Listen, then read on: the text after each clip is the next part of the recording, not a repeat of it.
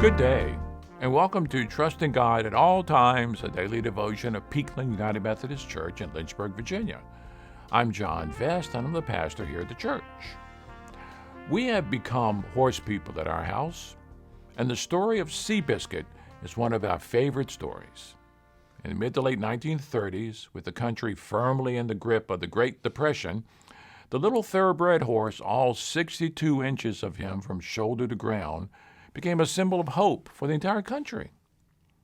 There's a telling scene in the 2003 movie about Seabiscuit, a defining moment really, because it helps hold the story together. When Seabiscuit's owner, played by Jeff Bridges, is looking for a trainer, and he remembers Chris Cooper literally saving a horse others were about to put down because they didn't see any value in him. You don't throw a whole life away just because it's banged up a bit, he would tell his future employer. Later, when the jockey, played by Tobey Maguire, is found to have lied by not letting them know he's blind in one eye, Chris Cooper wants him to be fired. But Jeff Bridges recites back to him, "You don't throw a whole life away just because it's banged up a bit."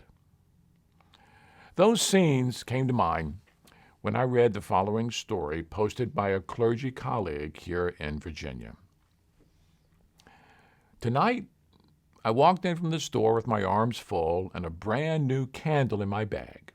It was a jar candle. As I struggled to get it all on the counter, one bag dropped and I heard the glass break.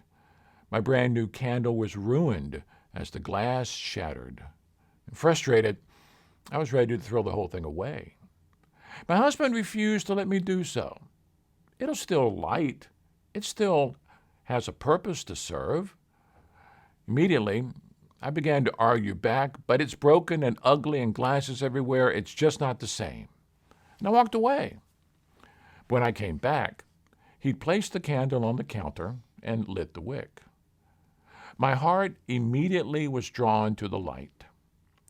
How often do we do this in our own lives or with others? Things don't turn out the way we want them to. Plans fail, dreams shatter, goals hit the floor, people break our hearts, and we're ready to throw the whole dang thing in the trash, even though it can still light, still shine, still bring the fragrance of goodness. It just may not be pretty or in the package that we wanted or we imagined. Tonight, may we all be reminded that even in the brokenness and cutting edge of life, there's still goodness and purpose and light. We simply must be willing to not throw it all away and allow the redemption to take place.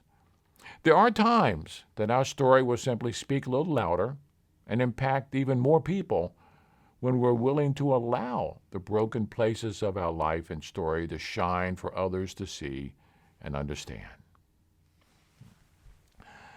My friend, please remember this. John 3:16 begins with the words, "God so loved the world." Remember what else is written there. God did not send Jesus into the world to condemn the world, but to save the world through him. You are loved by God exactly as you are. There really are such things as perfect imperfections. God knows your value. Try as hard as any of us can.